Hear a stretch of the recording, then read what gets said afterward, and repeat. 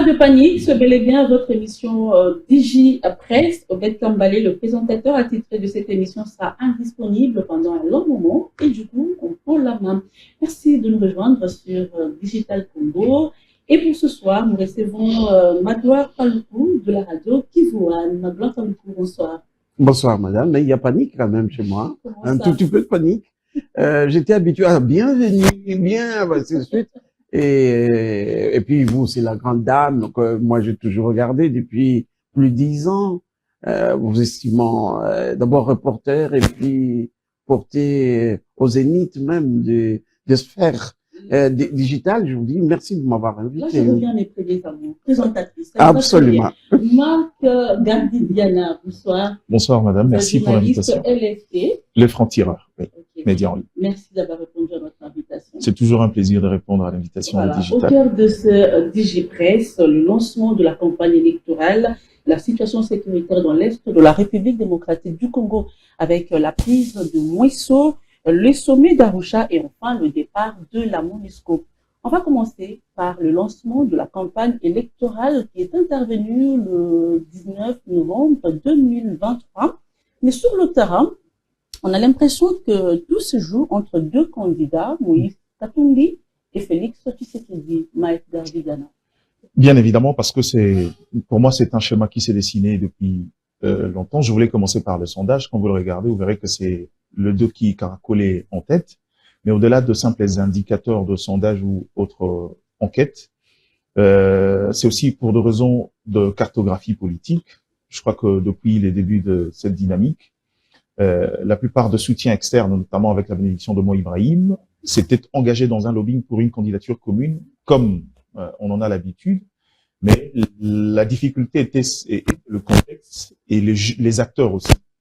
Parce que si autrefois cette situation a toujours eu quelques évadés, bon, cette fois ça semble être plus compliqué au regard de la gestion des ambitions des uns et des autres. S'il y a deux profils qui s'est dégagé, c'est-à-dire Moïse Katumbi et Denis Mukwege, par contre, les autres ont gardé quand même leur ego. Je parle de Martin Fayulu, fort de ce qu'il a représenté aux élections de 2018, même oui, si... quand même le candidat, enfin, il est arrivé deuxième après Deuxième, c'était les challengers directs, mais malheureusement, la gestion à très long terme de sa carrière ou de son statut politique lui a fait défaut. Aujourd'hui, il est presque réduit à son statut d'avant la rencontre de Genève. Mais au-delà de ça, il y a aussi une autre dimension stratégique, c'est qu'on a l'impression qu'il y a des candidatures qui ont été préparées en plan B. Au cas où Moïse Katumbi serait empêché, beaucoup de gens parlent aussi de la candidature de Denis Mukwege quand on sait qu'il est parrainé aussi par un grand réseau extérieur et que finalement, même à l'époque, ce plan B-là s'appelait Martin Fayulu qui a pris le règne à son absence. Et je crois que le fait qu'aujourd'hui il prend sa chance de pouvoir compétir aux élections présidentielles, quoi de plus normal. C'est-à-dire, si on rentre dans les raisons internes, sur l'approche politique, c'est le seul de cette opposition qui a quand même une formation politique assez représentative sur l'ensemble du territoire national. Bien avant la campagne, on l'a visionné ensemble. Et exactement. C'est-à-dire qu'il a eu le temps de préparer son état-major politique. Il a mis en place une structure politique qui, aujourd'hui, il faut le dire, semble être un peu plus solide. Mais au-delà de ça aussi, il faut pas oublier qu'il a quand même eu une notoriété dont il a travaillé depuis un certain moment et que finalement, aujourd'hui, c'est plus logique qu'il prenne ces statuts-là des challengers directs de Félix Tshisekedi. Mais n'empêche que ces élections, comme vous venez de le dire, je crois que beaucoup de candidats ne s'étaient pas préparés. Certains sont venus par obligation. Et quand on regarde aussi les derniers échanges avec la CENI, le groupe de 9 candidats qui exigent le report, il dit pourquoi avoir allé postuler pour cette fois-là demander des reports. Et ils brillent, vous verrez qu'ils sont pas sur terrain. Et c'est ce qui nous emmène à dire qu'il y avait beaucoup de candidatures fantaisistes, des gens qui sont venus juste pour se donner un statut politique, sans en avoir le moyen, la carrure et la possibilité de le faire. Mais on espère que les choses peuvent s'arranger dans les jours à venir. Moi, j'attends à la limite que ces 5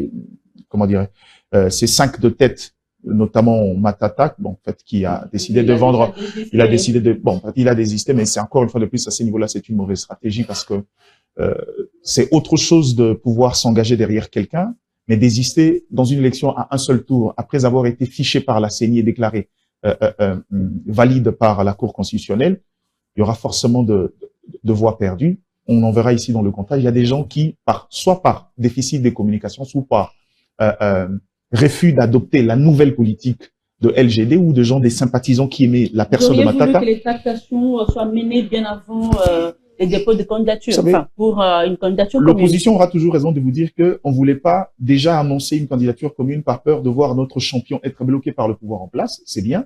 Mais après, pour des raisons de cohérence, quand vous arrivez à ces niveaux-là, il faut déjà faire un choix en tenant compte des réalités sur le terrain.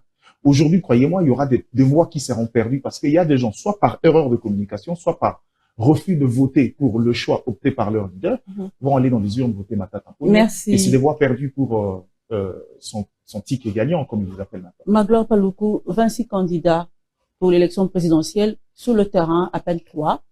Est-ce que les autres l'ont fait peut-être pour besoin de marchander des postes politiques? Oui, il y a ça.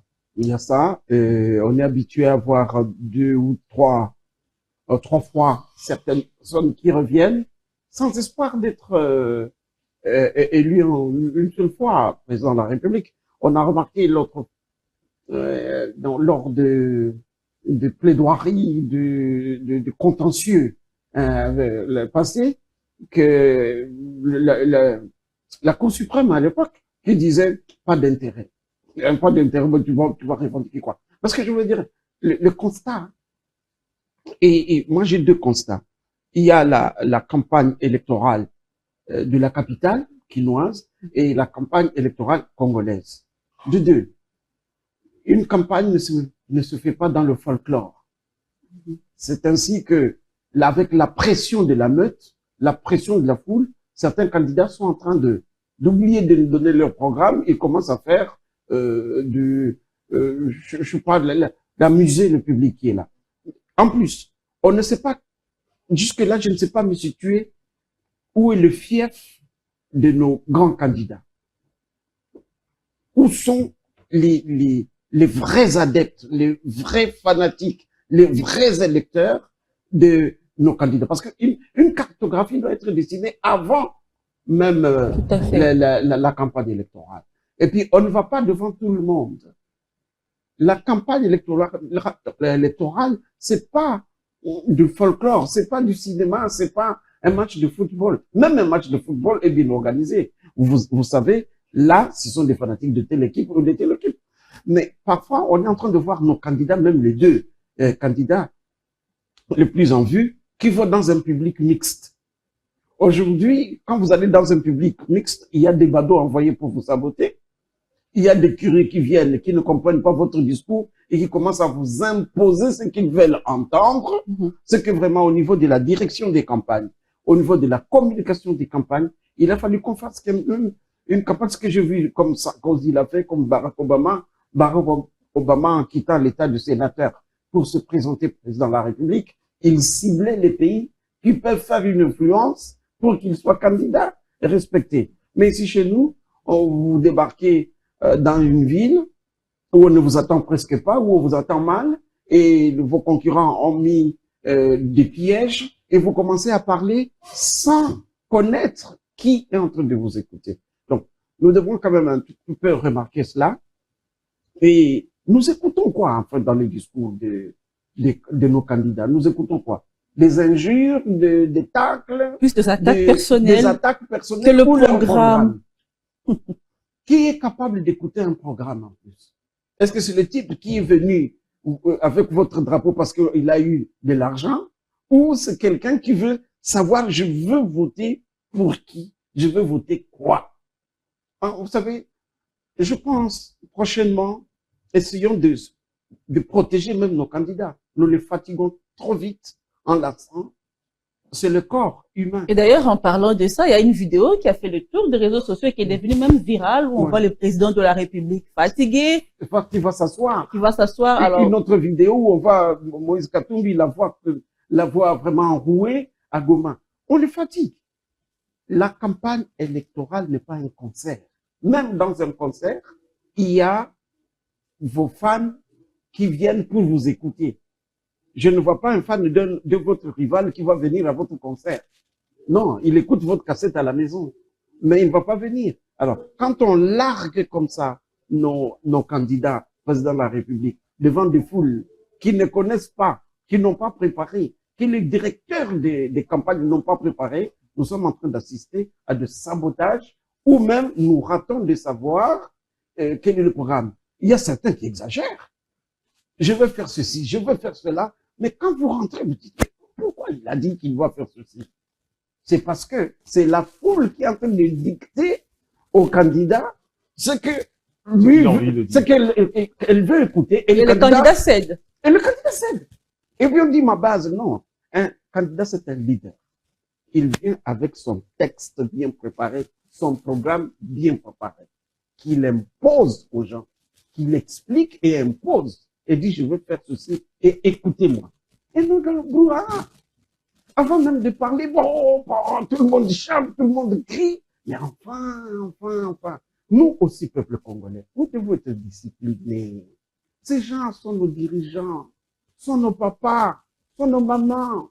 On ne vient pas dans un meeting d'un candidat président de la République pour huer. On vient l'écouter. C'est toujours les mêmes politiques qui tirent les ficelles. Bon, moi je dis, ça devrait se faire comme ceci. Avant d'aller, vous remarquez, est-ce que le Congo central est mon fief? Qui de mon équipe est du Congo central? Faire une prospection. Faire une prospection. Vous envoyez plusieurs semaines avant des gens, c'est quoi qu'ils veulent entendre, c'est quoi leur problème. Sinon, si votre fief est le Congo central, il n'est pas le fief dans l'Équateur, l'ex-Équateur, ou dans le Grand Kassai. Donc, comprenons-nous que la campagne électorale, c'est le moment d'expliquer le programme du candidat, vendre le candidat, et non écouter des simagrées, de la théâtralisation de la classe politique. C'est pour cela qu'aujourd'hui tout le monde a postulé. Parce qu'on a compris pour être politicien, c'est quoi? Oh, votez-moi! Hein? Njili Kozalamai. Bon, nous savons déjà qu'Njili vient. Vous voulez que ça fasse quoi? Non. On rend le plus, je vais dire métier, on rend la plus grande mission, le plus grand service de la nation, on le rend théâtral. Non. Alors, Maître Gardidiana, Magloire Paluku parlait tout à l'heure du message qui est distillé dans l'opinion par les candidats. Est-ce que ça ne plante pas déjà les décors d'une tension? Bon, la tension pour moi, est devenue inhérente pendant la période électorale. Tout ce qu'on évite, c'est que cette tension-là se transforme en violence physique. Ça, c'est la crainte. Mais c'est dans l'ADN des politiques. J'ai l'habitude de le dire. Quand le débat public n'est plus focalisé sur l'offre, sur les idées, ça devient un débat sentimental. Or, dans les sentiments, les émotions s'installent et la violence avec. C'est ça, regardez la plupart des débats quand vous regardez. C'est plus insulting. C'est-à-dire les gens qui arrivent, peu importe votre métier, peu importe l'orientation professionnelle, quand vous arrivez, c'est la bipolarisation. Soit on est du pouvoir, soit on est de l'opposition. Quand on arrive, c'est lui l'insulte, l'autre insulte. En fin de compte, ça passe pas. Et les médias aiment ça. Ils disent, bon, écoute, c'est pour le buzz. Ça fait du buzz. Non, malheureusement. Et ça, c'est même au niveau politique. Pas du tout. Par exemple, il a soulevé cet élément-là quand il parle de la question du message. Parce que la notion de la segmentation du message pendant la période électorale, les gens ne le savent pas. Vous savez, nous, on a passé une année dans le petit cabinet qu'on dirige, on dit, on arrive, on va vers la période électorale, on va travailler sur d'abord mettre en place une cartographie avec les données analysées des différents cycles électoraux pour faire comprendre aux gens les tendances de choix de vote, soit opposition, soit majorité dans différentes zones. Voilà. Maintenant, personne ne nous a suivis, personne ne nous a écoutés. C'était pas important pour eux. Et aujourd'hui, vous vous rendez compte que la politique est en train de suivre le pas sur ce qui est devenu la tradition à Kinshasa. C'est-à-dire que la popularité a pris la place sur, en fait, la notion de l'électorat. Voilà. La preuve, si la popularité était l'électorat, croyez-moi, Ouéranson serait député depuis 2011. Ouais. Mais la question, c'est pourquoi? Et malheureusement, le politique, comme ils y sont depuis un moment, ils fuient. Et aussi, je peux comprendre à la limite, pourquoi on va pas dans le message? Parce que il n'y a pas d'offre. Quand il n'y a pas d'offre, quand on n'a rien à offrir, on va dans les digressions. On va dans tout ce qui va autour. C'est ça le problème. Je donne un exemple. quand vous parlez, par exemple, du message du chef de l'État au stade, je pense que l'équipe de campagne avait commis une erreur. Vous êtes venu avec l'idée simplement de mobiliser. Pourquoi? C'était quoi l'orientation pour eux? L'idée, c'était pas de venir dérouler un programme, un message. L'idée, c'est de prouver, puisque Kinshasa est souvent réputé bastion de l'opposition, on va vous prouver que nous, on a de l'adhésion à Kinshasa, on est capable de mobiliser mieux que vous. C'est bien, c'est une bonne orientation. Mais après... Mais on mobilise à coup de francs. Si, c'est ce que je dis, je ne vais pas entrer dans le détail. Mais maintenant, après, quand vous rentrez dans l'après, c'est est-ce que les Quinois retiennent? Or, la notion du vote, il y a une dimension d'affinité dans l'approche. C'est-à-dire transformer un sympathisant en un électeur, il y a la dimension d'affinité. Parce que quand j'arrive au Congo central, tu n'as pas besoin de venir revenir sur les éléments. J'ai mis en place une politique générale de la gratuité. Non. J'arrive au Congo central, écoutez, c'est une population qui me tient à cœur. Je pense que vous êtes ma nation parce que voilà pourquoi j'ai élevé Kasavubu. Voilà pourquoi les relations avec l'église Kimbangu, c'est qu'il y a presque foi d'une religion générale dans la province. En termes de politique de développement, j'ai fait ceci pour le Congo central parce que vous comptez pour nous. Les gens peuvent tout dire, mais quand vous arrivez, vous montrez aux autres l'intérêt que vous avez pour la région, parce que le vote au Congo est clanique et sociologique à ces niveaux-là, vous gagnez en temps et en efficacité. Mais malheureusement, c'est quoi le plus grand danger quand on parle de la question du message dans la communication? C'est devenu l'apanage des juristes. Les juristes qui sont à côté des candidats pensent que c'est eux qui doivent construire les éléments du discours. Non, il y a un travail, il y a un métier de spin doctor qui n'a rien à voir avec le droit. C'est un métier qui tirait ses gènes de la communication parce que nous, on sait établir le rapport entre le candidat et l'électeur, le rapport entre les dirigeants et les dirigés. Et malheureusement, les juristes se sont accaparés. C'est pourquoi vous verrez, on arrive au Congo central, des gros français avec des phrases compliquées. Ça n'a rien à voir. C'est pas ça, le message. Le message, c'est d'expliquer aux gens ce que vous avez fait et pourquoi ils doivent vous voter pour une seconde fois. Voilà. Et je crois à ces niveaux-là que c'est la plus grossière des erreurs que les candidats sont en train de commettre. Et à défaut de ça, qu'est-ce qu'il faut? Bon, puisque moi, je n'ai rien à offrir, pour voter PT. C'est vraiment la culture congolais, hein. C'est-à-dire que Tokomi Nanzete Mangezana, Olenati Kayo Matobu Kami Baleto Kabolatin, Avite Ya Ozoaten Rani Kobenda. C'est-à-dire, à défaut de ne pas voter, on voter par lui parce qu'à Zamoui.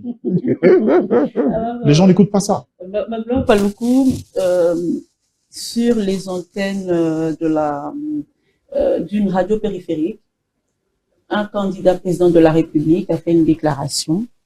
Il parlait au nom des 5 autres. Ils sont au nombre de 6. Ils vont porter plainte contre la CENI et contre le VPM de l'intérieur parce qu'ils n'ont pas eu droit aux 25 policiers et en même temps, ils ne sont toujours pas en possession du fichier électoral. Est-ce que ce n'est pas une fuite en avance? Non, quand j'ai vu d'abord la photo de 3 de ces candidats, mais ce sont des candidats qui ne seront pas élus. Attendez, quand vous les regardez, si quelqu'un sait qu'il sera élu, il n'a pas le temps de porter plainte. Il va à la campagne électorale. N'oubliez pas qu'on a eu un mois.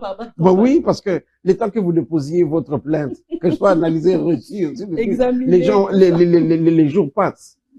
Mais je pense que c'est vrai, un aiguillage raté. Vous allez porter plainte contre Denis Kadima. Quand on va l'appeler, ça fait quoi? Maintenant, c'est là. Nous sommes en train de faire la course. Madame, tout ce qui est débat juridique en ce moment n'a plus de place. Nous sommes en train de courir derrière les secondes, les tierces, pour arriver au 20 décembre. Est-ce que vous comprenez? En un clin d'œil, c'est à Kinshasa, les journées ne durent pas 24 heures, hein. Ça va vite. Mais oui, ça va vite. Le temps que vous prenez votre taxi pour venir, vous avez d'abord 4 heures dans un taxi. Regardez tous ces 5 candidats. C'est des candidats sans base. Et donc, c'est une fuite en avant. Ah non. C'est des désespérés. C'est de la théâtralisation. C'est des désespérés qui ne peuvent pas aller en campagne. D'ailleurs, c'est lui qui est en train de trop parler. Il ne peut pas aller en campagne. Il n'a qu'une seule rue où il y a sa photo, et ainsi de suite. Vous savez, le problème, hein, quand je suis en train de voir l'homme le plus estimé de la République démocratique du Congo, Denis Mukwege, on veut l'emballer dans une théâtralisation électorale, ça me fait trop mal. C'est l'homme le plus respecté de nous tous. Aujourd'hui, dans les sphères UP. du monde occidental. Je dis bien respecté. Vous savez, lors des élections passées, on a joué sur les intellectuels. On a mis Eli Kiambokolo sur une liste où il ne devrait pas être. La sommité scientifique pour être communicateur politique. C'est fini. Je cherche mon vieux que j'estimais. La première fois que je l'ai salué, je croyais toucher la main de Jésus, le Jésus historien. Le grand. On l'a mis dans la politique pour être communicateur. Aujourd'hui, on est en train d'embrouiller Mukwege au lieu de le placer au summum entre les deux candidats. Pour moi, le président, je l'appelle déjà président de la République Mukwege, le candidat Mukwege devrait être soit du côté de Félix Tshisekedi, soit du côté de Katumbi, et ensemble marcher. Mais quand on commence à le faire asseoir sur un banc pour porter plainte contre Kadima, je pense, excusez-moi, si j'avais de la force, je le retirerais et je ferais sa campagne. Alors, on va clore ce chapitre avec ces messages lancés par la société civile qui s'est plaint que la campagne a commencé, mais les mandataires n'ont toujours pas démissionné. Alors, on se pose bien la question, que dit la loi à ce sujet? Est-ce qu'il faudrait qu'il y ait une pression extérieure? Et en même temps, on s'est dit, mais c'est quoi la limite entre les affaires de l'État et les affaires liées à la campagne dans ces conditions-là? Et dans le lot s'ajoutent également les ministres, même si les ministres ne sont pas concernés. Mais quand même, on se demande comment on fait la part de choses, Mike. Oui, mais je crois que si on va commencer par le ministre, la part des choses, c'est que c'est des personnels politiques qui, au-delà d'avoir des cabinets, ont des auxiliaires de l'administration qui font le travail. Au niveau du ministre, il n'y a aucun problème, à mon sens. Parce que de toutes les façons, la gestion quotidienne des cabinets, il y a des directeurs de cabinet, leurs agents, il y a les conseillers dans chaque matière qui vont continuer à faire le travail. Le secrétaire général est là. En cas d'urgence qui nécessite la présence du ministre ou de sa signature, et surtout que, bon, pour certains, la plupart, beaucoup, forts de leurs moyens, sont restés à Kinshasa, à Lukunga, je sais pas moi, à tel, à gauche, à droite, ils s'estiment qu'avoir assez de forces pour le faire. Sauf que certains qui ont quand même gardé leur base originelle, mais de toutes les façons, il y a toujours une possibilité de le faire venir ou de pouvoir signer un document. Mais pour les autres mandataires, je crois qu'à ces niveaux ici, il y a un travail de fond qui devrait être fait. Malheureusement, c'est pas à la CENI. C'est au service de l'État de pouvoir le faire. Ici, il faut faire respecter la loi. Quand il s'agit de faire respecter la loi, ne demandez pas à la CENI. Ça, je crois qu'à mon sens, le ministère de l'Intérieur devrait s'impliquer pour le mandataire public. Ils doivent soit être à obtenir leur mise en disponibilité, soit carrément démissionner et partir. Moi, je connais deux qui l'ont fait, deux amis qui sont directeurs de service de chez nous qui l'ont fait. Mais en attendant, je crois que ils représentent à peine le 2% de ceux qui ont décidé. En tout cas, la majorité. Encore, parce que c'est la mentalité congolaise. Je crois que la RDC n'est pas un pays à définir dans les détails. Nous sommes un pays miraculé qui va dans les généralités et dans les objectifs. Les débats juridiques, dans un juridisme à la loupe, ne concernent pas le Congo. Puisque, même si ces mandataires ne démissionnent pas, mais ils ont un mois de travail, ils ne seront pas au travail. Démissionner, c'est une lettre formelle, enfin, un détail, moi j'appelle même ça détail. Pardon, excusez-moi, je ne suis pas dans le juridisme. Hein. En allant dans les détails juridiques, vous avez raison. Mais quelqu'un qui n'a pas démissionné ne sera même pas au bureau. Il peut démissionner un mois, il revient, n'est-ce pas? Oui, c'est une place vacante. On peut utiliser les moyens de l'État. Mais ils ont non, tous utilisé les moyens de l'État. Pour le moyen, il n'y en a pas. Vous savez pourquoi? Parce que en matière de moyens de l'État, il y a un contrôle en amont et en aval. Oui, voilà. Il y a le contrôle de l'IGF au départ, il y a la Cour de compte après qui gère sur la traçabilité. Et pour la plupart, faut le dire, l'exercice budgétaire a déjà été clôturé. Ce qui est des orientations financières dans chaque entité entreprise de l'État, c'est déjà connu. Mais moi, je pense et bien défini. Moi, je pense qu'ils ont même utilisé les moyens de l'État. Quand on... Ils ont eu ça bien avant. Oui, c'est ça. Voilà. Okay. Quand on regarde... Si c'est les moyens de l'État, ils ont eu bien avant. Madame Rita, regardez la qualité des photos. Le nombre d'affiches, il y a plus de 2800 à Kinshasa à peu près, des vraies affiches. Hein. Regardez le nombre de voitures, le nombre de voyages, le club qui est autour de vous, les hôtels à louer, le repas. enfin, les bachiches pour ceux qui viennent, les applaudisseurs, le matériel de sonorisation, le matériel théâtral, tout cet argent venu d'où? On se pose des questions inutiles. Ce sont les moyens qu'on a déjà préservés comme bien Ils savaient qu'ils étaient candidats. Ils savaient qu'ils étaient candidats. Ok, ça nous permet de prendre le deuxième dossier de ce DigiPress. C'est ce vendredi que se tient à Arusha un sommet qui va tabler sur les départs de l'EAC et l'arrivée de la SADC. Est-ce que c'est pas une réunion de trop, ma gloire pas le coup? Nous parlons d'un sujet qui viendra notre mort. Et la SADC viendra encore quand? Je me rappelle le premier discours de Joseph Kabila aux Nations Unies pour demander le départ de la MONUSCO. Mais les enfants qui sont nés à l'époque sont maintenant papas. Ne rêvons pas du départ de l'EAC. L'EAC a été invité à amener des instruments avant de les déboulonner. Ça va nous prendre encore un autre mandat. Il faut pas... Attendez, je vais vous expliquer. J'ai travaillé pendant 5 ans avec l'ancien secrétaire exécutif de la CPGL, le professeur Toumbalova. Il a signé beaucoup d'accords, de quoi, de surveillance sur nos frontières, de forces spéciales. Jusqu'à aujourd'hui, il n'y a pas de fait. Nous demandons le départ de l'EAC. Pourquoi? Puisque dès le début de l'arrivée de l'EAC, les présidents de l'Afrique de l'Est ont dit nous ne venons pas nous battre chez vous. La présidente de la Tanzanie l'a dit en Kiswahili et en anglais. Le président Ruto du Kenya l'a dit en Kiswahili et en anglais. Vous voulez qu'on fasse quoi? Les gens qui sont installés là-bas, ça veut dire, vous voulez nous priver de la résistance de l'Ouganda contre du Burundi contre le M23. Et ils ne partent pas en désordre.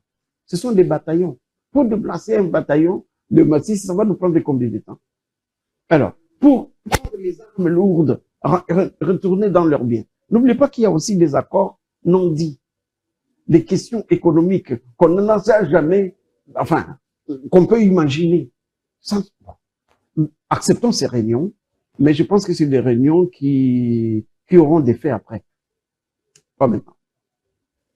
Mike Didiana, pourtant, sur le terrain, l'EAC a prouvé ses limites.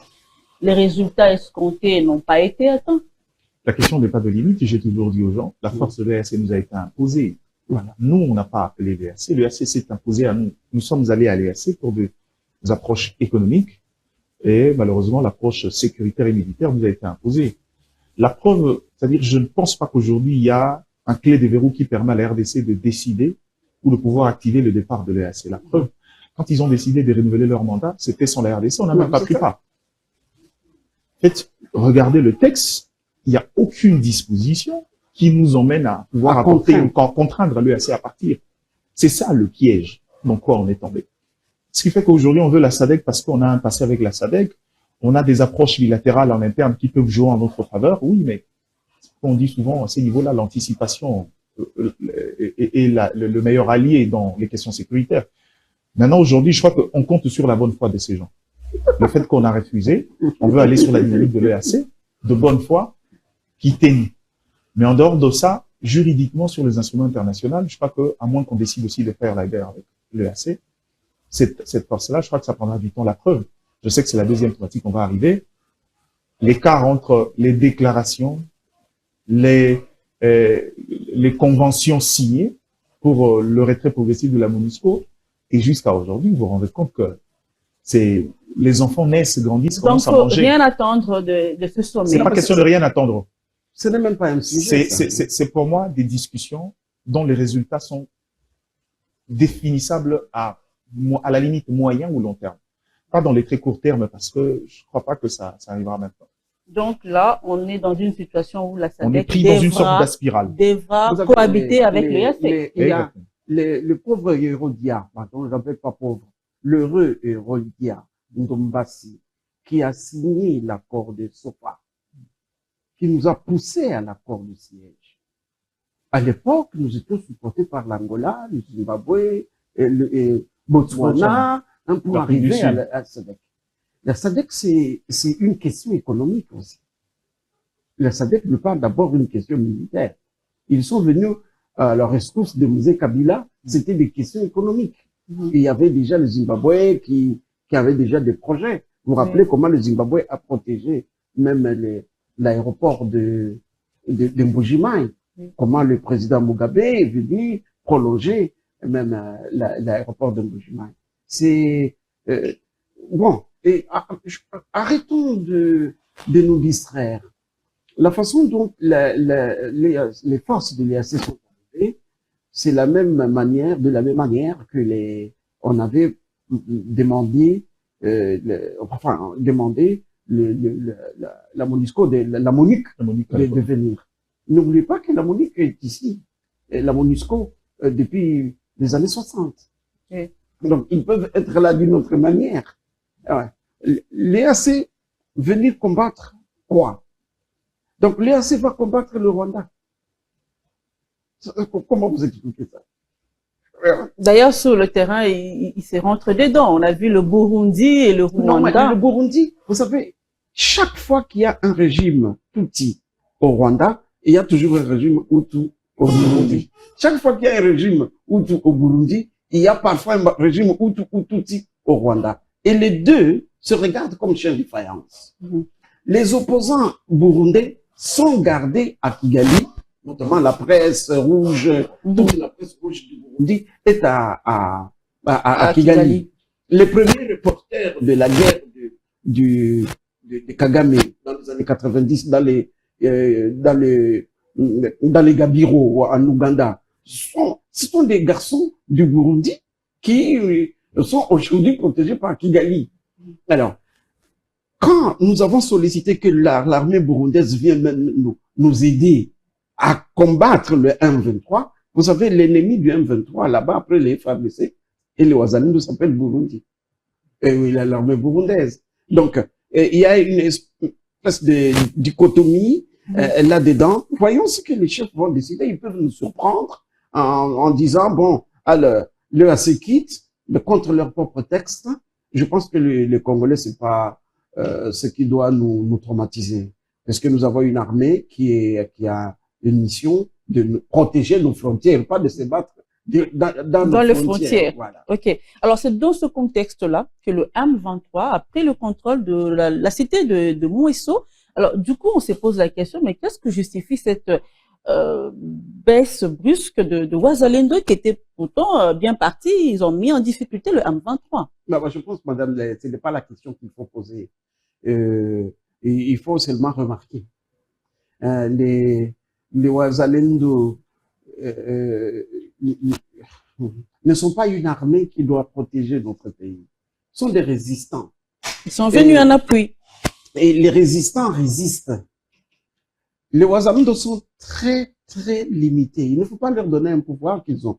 Le pouvoir de Wazalendo, c'est le même pouvoir de Mai Mai. Il y a certains Mai Mai qui sont devenus les Wazalendo. Certains chefs Mai Mai qui ont changé tellement de noms.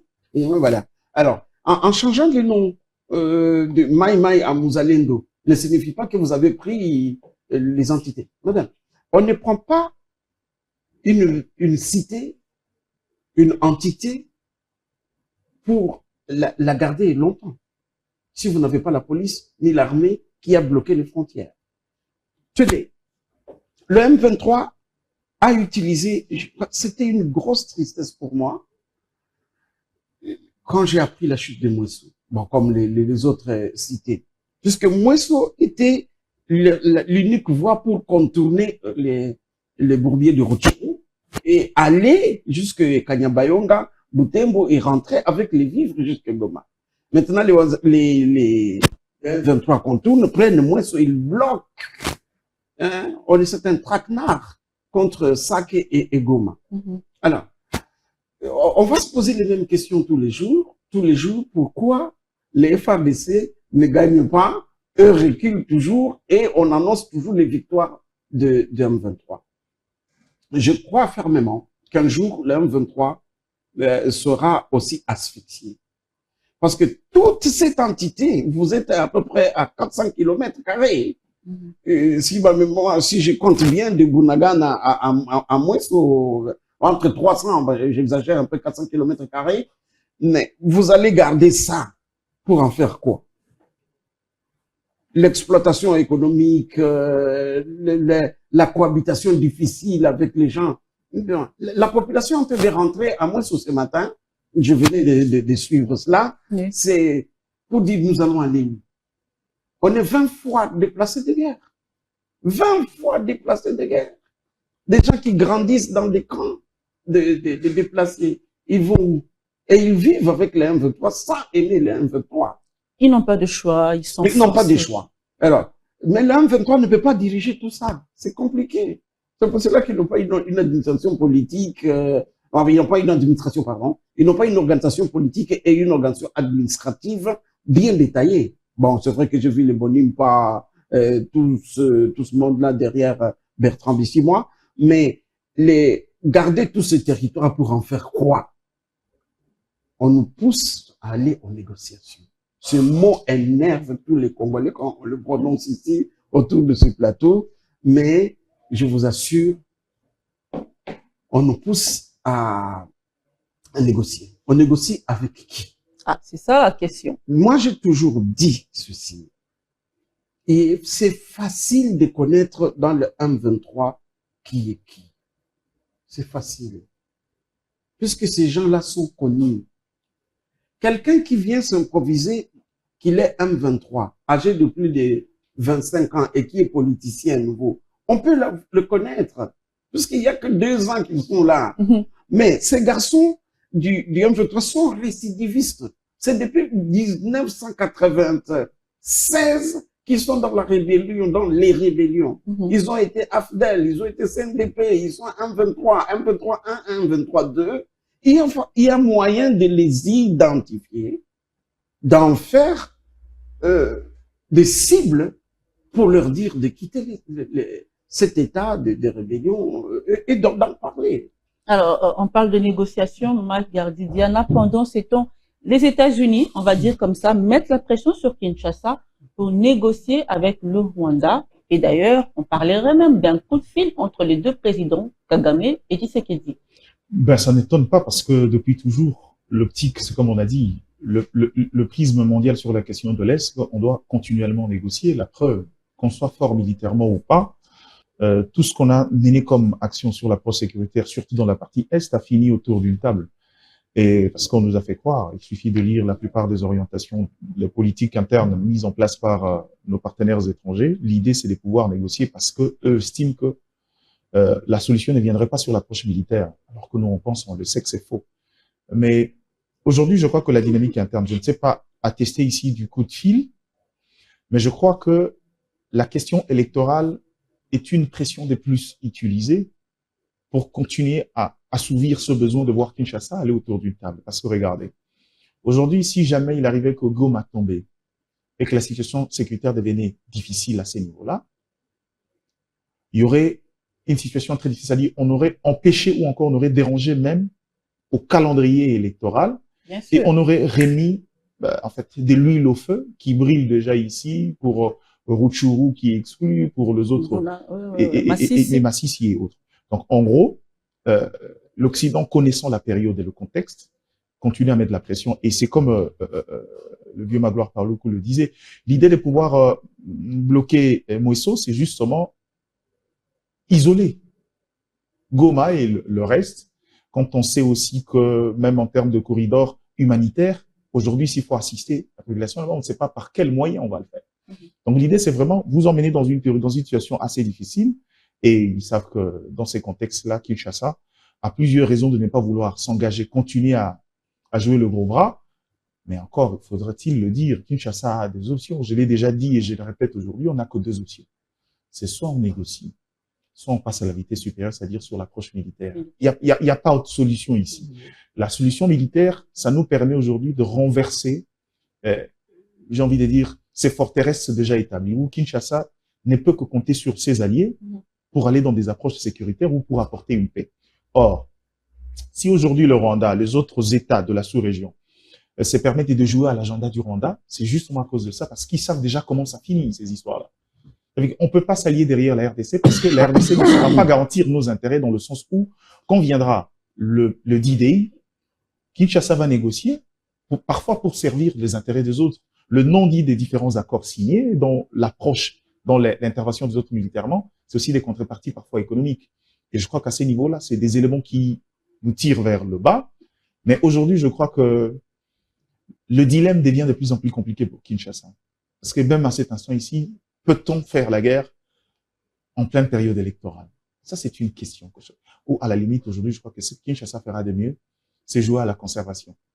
Être suffisamment intelligent, essayer de conserver les assauts, en fait, de contrer ou encore de maintenir les assauts, les velléités d'attaque sur les grandes villes et autres, en attendant que cette période passe, puis pour tenter de reprendre la main. Mais c'est pas des enfants de cœur en face. C'est-à-dire, ils savent qu'ils vont jouer le tout pour le tout pendant cette période. Donc, au Kinshasa, qui a refusé de négocier avant la période des élections, se sentent obligés ou aussi pas dans un contexte très difficile pour pouvoir céder facilement à cette demande, surtout que la pression est énorme. La pression vient et de la région, du continent et de nos partenaires traditionnels. J'espère qu'on aura des nerfs solides pour pouvoir changer de paradigme, mais aujourd'hui, faut dire la vérité, le doute commence à entrer un tout petit peu sur l'approche militaire quand on regarde le contexte, mais nous, on est de ceux qui croient naïvement peut-être à l'État congolais et surtout à nos forces armées, parce que je dis toujours, s'il y a des services mieux organisés chez nous, c'est le service de sécurité contre les risques. Merci Mike Gardidiana, on me fait signe que nous avons consommé nos 45 minutes, mais je me permets quand même d'évoquer ce sujet parce qu'il était annoncé, le départ de la MONUSCO, la MONUSCO qui a annoncé son plan de désengagement. Alors on se pose la question, est-ce que les FARDC sauront combler le vide laissé par la MONUSCO, Magloire, par le coup? Très rapidement, le départ de la MONUSCO, tant souhaité, va nous permettre aussi de nous réorganiser. Les autorités devront avoir une flotte assez importante des avions, parce que beaucoup voyagent avec les MOP de la MONUSCO. Deux, nous devons être capables de récupérer tous ces coins, ces quartiers généraux de la MONUSCO et continuer les actions de la MONUSCO. Trois, nous devons au niveau socio-économique quand même et humain poursuivre les militaires de la MONUSCO qui nous laissent des enfants, beaucoup d'enfants. Et pourquoi? Ben, ça me fait rigoler. Oui, mais c'est vrai en plus. Ces gens sont venus nous apprendre à beaucoup de choses aussi. Ils ont laissé beaucoup d'enfants dans la région. Ces enfants grandiront sans connaître, ils ne seront plus en contact avec leur papa. Tous ces Sud-Américains qui ont laissé beaucoup d'enfants là-bas, les gens de l'Europe de l'Est qui ont laissé beaucoup d'enfants. 3, 4 enfants.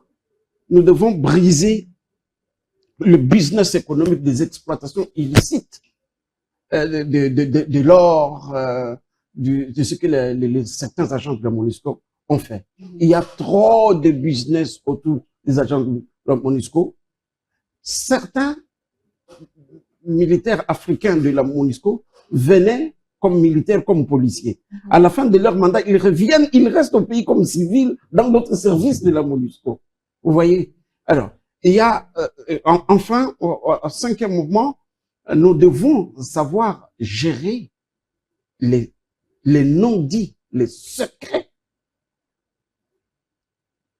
digitaux, les secrets numériques, le secret sécuritaire que la MONUSCO a eu en contact. N'oubliez pas que la MONUSCO vient de la suite d'une longue histoire. Oui. Avant, il y avait le Minuar en 94-95, Minuar qui était la mission onusienne au Rwanda, tout autour de chez nous. Et puis, la MONUC est venue en 98, 19, je sais pas là, mais c'était la suite de ce qui s'est passé aussi au Rwanda. Oui. Mais il y a eu beaucoup de secrets. Nous devons avoir tous ces documents secrets distribués et partagés qui vont avec nos services de sécurité. Merci Magloire Paluku. Gardidiana, saura-t-on gérer l'après-MONUSCO? je crois on devrait avoir suffisamment du temps pour pouvoir le faire parce que je rappelle toujours aux gens que conformément à la résolution 2502 des Nations Unies, le départ progressif de la MONUSCO a déjà commencé. Souvenez-vous, en juin le 21 au Kasaï, c'est presque l'ensemble du contingent qui est parti. Mais pour moi, c'était à l'heure pour apaiser Kinshasa parce que ce que nous, on attend, c'est pas au Kasaï.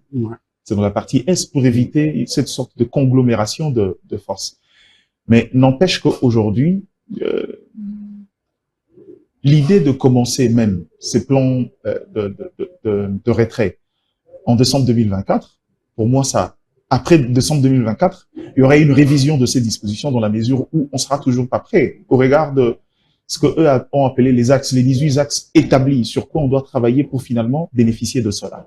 Quand vous commencez par la réduction, la mise hors état de nuire de toutes les forces armées, ma foi, je me demande comment et quand ça arrivera.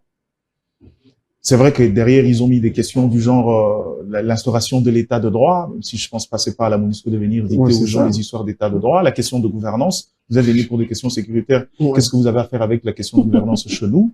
On a déjà des institutions avec qui on travaille, le FMI et la Banque mondiale, qui ont le rôle de faire cela. Donc pour moi, je crois que tout a été fait pour nous maintenir dans une sorte de statu quo. Maintenant, c'est Kinshasa. C'est comme je dis, il faut qu'on ait une politique. C'est vrai, Kinshasa a essayé de travailler depuis un moment en interne avec cette loi de la programmation militaire pour essayer tant soit peu de répondre à ces exigences-là, qui datent de maintenant il y a plus de 5 ans. Mais Kinshasa veut aujourd'hui le départ, que ce soit rapproché un peu en 2023, mais je dirais aussi, pour être réaliste, c'est pas possible de faire partie de la MONUSCO d'ici décembre 2023. Ça sera compliqué. Merci, Mike. Il ne faudra pas qu'on se voile dans ça, mais dans le fond, je crois qu'il faudra qu'on continue notre travail en interne. Dès qu'on aura une armée et qui répondra suffisamment à ces histoires-là, on a l'intelligence, on a la logistique, on a le personnel pour ça. Je crois que travaillons plutôt en interne et on verra comment faire ça. Voilà, c'est la fin de ce DigiPress. Merci de l'avoir suivi. Merci à mes deux confrères, Magloire Paluku, Mike Dardidiana. Merci beaucoup, madame, et toutes nos félicitations. Vous êtes toujours paniqué ou ça va? Non, ça va bien. Voilà, on se retrouve le vendredi prochain à la même heure et très bon suite de programme sur nos antennes.